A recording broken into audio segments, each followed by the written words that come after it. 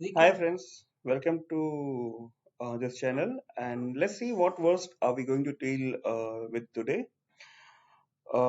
चलिए शुरू करते हैं आज की जर्नी और पहला वर्ड है क्विनक्वेनियली occurring once in 5 years. So it's pretty simple.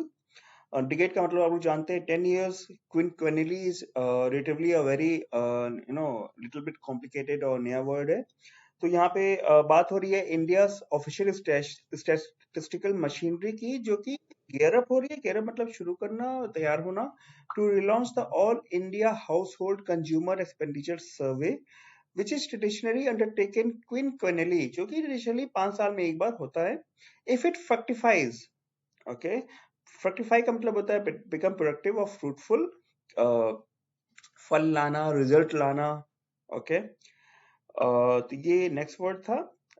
Then the next word is flag. Flag का मतलब एज अ नाउन झंडा होता है, लेकिन एज अ वर्ब इसको जब यूज करते हैं इसका मतलब होता है किसी चीज को हाईलाइट करना।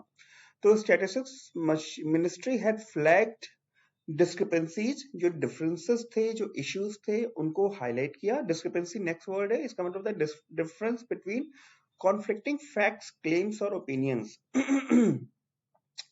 जो डिस्क्रिपेंसीज थे, जो इश्यूज थे, उनको हाईलाइट किया। Data quality issues and divergences. Divergence मतलब होता है जब कई सारी चीजें एक तरफ जाती हैं, ओके, या फिर नहीं सॉरी, एक चीज से कई चीजें अलग जगह जाती हैं, जैसे variation that deviates from the standard और नॉर्म। ओके, जो डाइवर्जेंसेस थे between estimated consumption levels and the actual output of goods and services, जो नॉर्म से डेविएट हो रहे थे। Okay, clear? चलिए, while it had sought to scuttle seditions, ministry ने स्कटर करने की कोशिश की, सजेशंस को अंडरमाइन करने की कोशिश की। किस तरह के सजेशंस की? अनफ्लैटरिंग डेटा वे बीइंग ऑफस्केटेड, जो डेटा अनफेवरेबली उनको रिप्रेजेंट कर रहा है, जो उनको सही रोशनी में, सही लाइट में नहीं दिखा रहा है, वे आर बीइंग ऑफस्केटेड। और जो वो डेटा, वैसा डेटा जो उनको सही लाइट में नहीं दिखा रहा है, वो चीजों को अनक्लियर कर रहा है। Okay, a better course of action would have been to release the data with caveats. Caveat से क्या मतलब होता है? जब आप कुछ भी टर्म्स एंड कंडीशन जो छिपी हुई होती हैं या वो होते हैं, उसको कैवियट जैसा कुछ बोलते हैं। और इसका सिंपल मीनिंग होता है स्टेटमेंट दैट लिमिट्स और रेस्ट्रिक्ट सम क्लेम। ओके, तो जो आप एक वो देखते हैं, एस्ट्रिक देखते हैं किसी ऑफर में, उसको केविट कह सकते हैं। ठीक है, यहाँ पे क्या मतलब निकल के आ रहा है कि मिनिस्ट्री ने पहले तो अंडरमाइन करने की कोशिश की, दबाने की कोशिश की सजेशंस को, कि अनफ्लैटरिंग डेटा वे बीइंग ऑफस्केटेड। अनफ्लैटरिंग डेटा जो है वो चीजों को अनक्लियर कर रहा है, लेकिन हिंदू का कहना है कि a better course of action would have been to release the data with caveats. Condition apply के साथ उनको डेटा रिलीज कर देना चाहिए था। और this is how it is. The next word is commission. Commission का मतलब तो आप जानते ही हैं, एज अ नॉन यूज होता है जब उसको किसी भी चीज पे हल्का सा कट देने की बात होती है, उस तरह का सेंस निकल के आता है। यहाँ पे एज अ वर्ब यूज हुआ है। A fresh survey would have been then have been commission. Commission का यहाँ पे एज अ वर्ब यूज मतलब निकल के आ रहा है given official approval to act. Okay, office से ऑफिशियली उनको कहा जा रहा है एक्ट करने के लिए। और यहाँ पे क्या है, क्या मतलब निकल के आ रहा है कि अ fresh survey could then have been been started later for a clearer picture. Next word is drought. Drought का मतलब आपको मालूम है सूखा। तो when there is a shortage of rainfall, when the rainfall is not that much. Okay, next word is moot. Moot का हम पहले भी देख चुके हैं मीनिंग। इसका मतलब होता है थिंक अबाउट केयरफुली। तो बात कही जा रही है कि the government had promised to examine the feasibility of a fresh consumer spending survey over 2021, 2021, 2022 after incorporating all data quality refinements which were thought about carefully by a panel. Okay, next one is a phrase spell out normal tense में one hopes, एक normal layman जो है वो आशा कर सकता है कि the exact refinements are spelled out upfront. जो एग्जैक्ट रिफाइनमेंट है उनको डिटेल में स्पेसिफाई करें।